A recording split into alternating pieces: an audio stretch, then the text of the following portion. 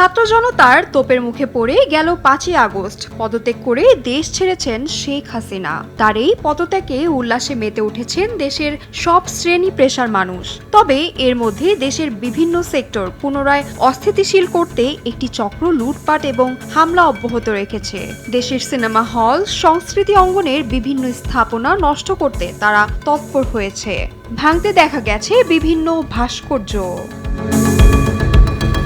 এছাড়াও বিগত দিনে প্রাচ্যনাট্যের থিয়েটার কর্মী ও জলের গানের মূল সমন্বয়ক রাহুল আনন্দের বাড়ি এবং তার সকল বাদ্যযন্ত্র পুড়িয়ে দেওয়ার ঘটনা ঘটেছে, যিনি ছাত্র আন্দোলনের সঙ্গে সংহতি জানিয়ে আসছিলেন। এবার এসবের বিরুদ্ধে প্রতিবাদ ও নিন্দা জানিয়েছেন দেশের সচেতন চলচ্চিত্র সাংবাদিকরা। বৃহস্পতিবার দুপুর 3:30টায় দেশের প্রথম সারির বেশ কিছু গণমাধ্যমের চলচ্চিত্র সাংবাদিকরা এফডিসির গেটে প্রতিবাদ জানান। শুরুতে কোটা আন্দোলনকে ঘিরে গেল জুলাই ও আগস্ট জুড়ে যত প্রাণহানি ঘটেছে প্রত্যেক শহীদের স্মরণে 1 মিনিট নীরবতা পালন করা হয়। সাম্প্রতিক ইস্যু নিয়ে এরপর বক্তব্য দেন চলচ্চিত্র সাংবাদিকরা। আমরা এটা কখনোই চাই না যে কখনো সিনেমা হল, বিভিন্ন ধরনের আমাদের যে ভাস্কর্যগুলো ভাঙা হচ্ছে, এগুলি হচ্ছে আমাদের সিম্বলিক একটা সৌন্দর্য, একটা দেশের সৌন্দর্য। আমরা চাই না কোনোভাবেই যে জিনিসগুলো নষ্ট হোক। আন্দোলনের ফলকে নস্যাৎ করার জন্য একটি কুচক্রী মহল আবার নতুন করে ষড়যন্ত্র শুরু করেছে।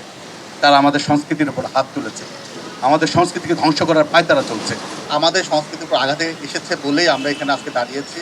সবার কাছে অনুরোধ থাকবে, এই সিনেমা হল ভাঙা, শিশু একাডেমি ভাঙা, মন্দিরে তারপরে হচ্ছে যে ভাস্কর্য ভাঙা, কিংবা রাহুলদার 3,500-এর মতো বাদ্যযন্ত্র পুড়ে গেছে, এটা আসলে মানে অপূরণীয় ক্ষতি।